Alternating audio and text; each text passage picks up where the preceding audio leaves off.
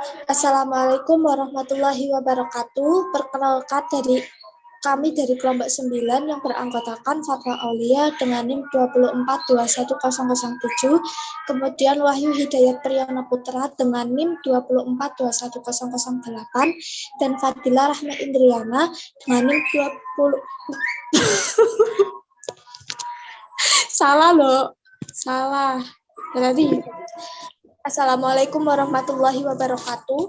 Perkenalkan kami dari kelompok 9 yang beranggotakan 1 Fatwa Aulia dengan NIM 2421007, kemudian Wahyu Hidayat Priyana Putra dengan NIM 2421008, dan Fadila Rahma Indriana dengan NIM 2421009. Kami akan mempresentasikan tentang pemikiran kalam kontemporer oleh Hasan Hanafi dan Nasr Ismail Al-Faruqi. Selanjutnya, yang pertama adalah deskripsi tokoh Islam Hasan Hanafi dan Nasr Ismail Al-Faruqi. Yang pertama, Hasan Hanafi. Hasan Hanafi lahir di Kairo pada tanggal 13 Februari tahun 1935. Ia memulai pendidikannya pada tahun 1948, kemudian di Madrasah Sanawiyah Khalil Agha di Kairo pada 1952. Hasan Hanafi melanjutkan studi filsafat di Universitas Kairo pada tahun 1952 sampai 1956 mendapatkan sarjana S1 dan 1966 dan melanjutkan magisternya S2 di Universitas Sorbonne, Prancis pada tahun 1966 dan menyelesaikan gelar doktor S3 di tempat yang sama. Hanafi lahir dan dibesarkan dalam kondisi masyarakat Mesir yang penuh pergolakan dan pertentangan dari sisi sosial politik saat itu. Terdapat dua kelompok ekstrem yang saling berebut pengaruh. Kemudian yang kedua adalah Nasr Ismail Al-Faruqi. Nasr Ismail Al-Faruqi lahir pada 1 Januari 1921 Masehi di Jaffa, Palestina. Sebelum wilayah ini diduduki oleh Israel, ia melalui pendidikannya awalnya ditempuh di College des Frères Libanon sejak 1926 hingga 1936. Pendidikan tinggi ia tempuh di American University di Beirut jurusan filsafat. Gelar sarjana muda ia gapai pada 1941. Lulus sarjana ia kembali ke tanah kelahiran menjadi pegawai pemerintahan Palestina. 4 tahun karena kepemimpinannya menonjol, ia diangkat menjadi gubernur di Provinsi Gilead, Palestina di usia 24 tahun. Kemudian pemikiran teologi Hasan Hanafi dan Nasr Ismail Al-Faruqi yang akan dijelaskan oleh Wahyu Hidayat Priyana Putra. Kepadanya dipersilahkan. Terima kasih atas kesempatannya. Pemikiran teologi Hasan Hanafi dan Nasr Ismail Al-Faruqi. 1. Pemikiran teologi Hasan Hanafi. Hasan Hanafi adalah seorang pemikir reformasi Mesir dan profesor filsafat. Hasan Hanafi termasuk pemikir Islam kontemporer yang bobot intelektualnya merambah dunia baru Islam pasca modernisasi karena menganggap bahwa teologi Islam tidak ilmiah dan tidak membumi. Hasan Hanafi mengajukan konsep baru tentang teologi Islam. Untuk mengatasi kekurangan teologi klasik yang bersifat teosensi, Hanafi menawarkan dua teori, yaitu 1. Analisa bahasa dan istilah dalam teologi klasik adalah warisan umat Islam terdahulu yang seolah-olah menjadi doktrin yang khas yang juga paten dan tidak bisa diganggu-gugat.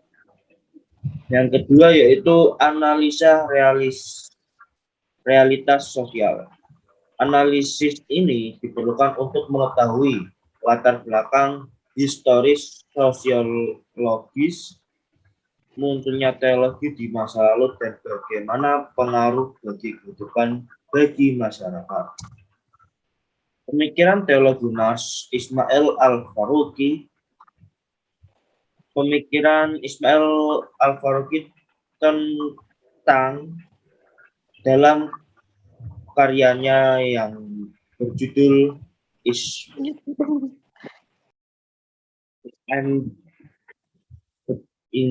Education for Thought and Life. Dalam karyanya beliau mengungkapkan bahwa satu, tauhid sebagai inti pengalaman agama, dua, tauhid sebagai pandangan dunia, tiga, tauhid sebagai intisari Islam, empat, tauhid sebagai prinsip sejarah, lima, tauhid sebagai prinsip pengetahuan, yang enam, tauhid sebagai prinsip metafisika. Selanjutnya, tauhid sebagai prinsip etika, tauhid sebagai prinsip tata sosial, tauhid sebagai prinsip ummah, tauhid sebagai prinsip keluarga, tauhid sebagai tata politik, tauhid sebagai prinsip tata ekonomi, dan yang terakhir yaitu tauhid sebagai prinsip estetika. Dan akan dilanjutkan oleh Mbak Fadila Rahma Indriani. Waktu dan tempat saya persilakan. C. Pemikiran kalam dalam pembangunan peradaban. C. Pemikiran kalam dalam membangun peradaban. Realitas sosiologis umat Islam yang jatuh dalam kondisi keterbelakangan selama beberapa abad berakibat lemahnya rasa percaya diri berhadapan dengan superioritas peradaban Barat. Kenyataan tersebut mengunggah kembali bagi para pemikiran kalam untuk segera melakukan pembaruan dalam pemikiran kalam. Agar pemikiran kalam ada relevasinya dengan aspek kekinian semakin tampak. Menurut Ainger, dalam pandangan teologi itu tidak netral. Ia mempunyai kepemihaan apakah kepada status quo atau kepada pembebasan. Dengan kata lain, teologi itu dapat menjadi instrumen pembebasan atau pembelagu manusia.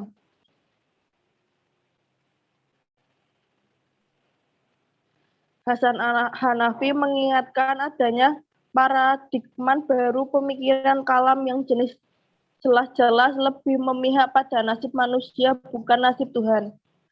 Walaupun demikian, Hasan Hanafi masih menghendaki supaya tetap berada pada bingkai hakikat ilmu kalam. Hasan Hanafi hanya berusaha agar ilmu kalam lebih membumi, relevan dengan permasalahan kekinian dan berusaha memberikan solusi dengan memberikan pemaknaan yang bersifat antroponsentris dan menampakkan manusia sebagai pusat kesadaran. Disinilah nampak jelas bahwa kalam baru yang digagas Hasan Hanafi bukan lagi menjadi kalam sebagai media apologis dimensi kelangitan, tetapi diarahkan pada bagian kalam mampu berdialektika dengan realitas yang sedang dihadapi manusia kontemporer. Dan Nurholis Masjid melalui teologi kesatuan agama atau teologi universal, gagasan dasarnya adalah upaya membangun dialog keagamaan sebagai usaha menuju teologi kerukunan umat beragama yang lebih menitik beratkan pada keinginan dan kebutuhan untuk saling memahami dan tukar-menukar pengalaman keagamaan.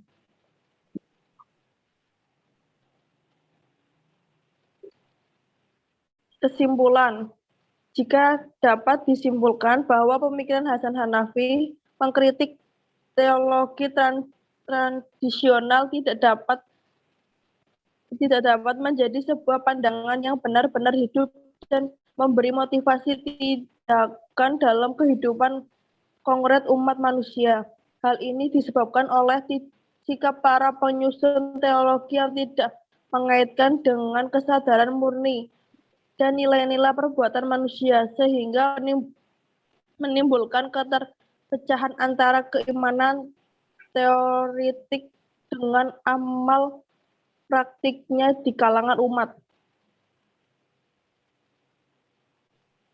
Sedangkan pemikiran dari Ismail Al-Faruqi terletak pada pengalaman agama adalah Tuhan. Kalimat syahadat menempati posisi sentral dalam setiap kedudukan, tindakan, dan pemikiran umat muslim. Tauhid merupakan pandangan umat tentang realitas kebenaran dunia, ruang, waktu, sejarah, manusia, dan takdir.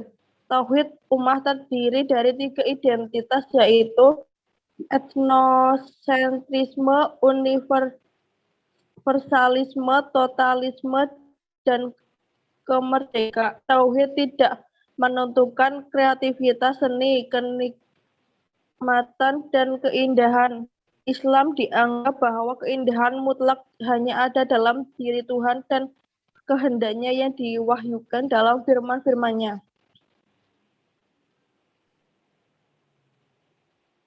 Terima kasih, dan saya kembalikan kepada Mbak Moderator. Sekian dari kelompok kami. Terima kasih. Wassalamualaikum warahmatullahi wabarakatuh.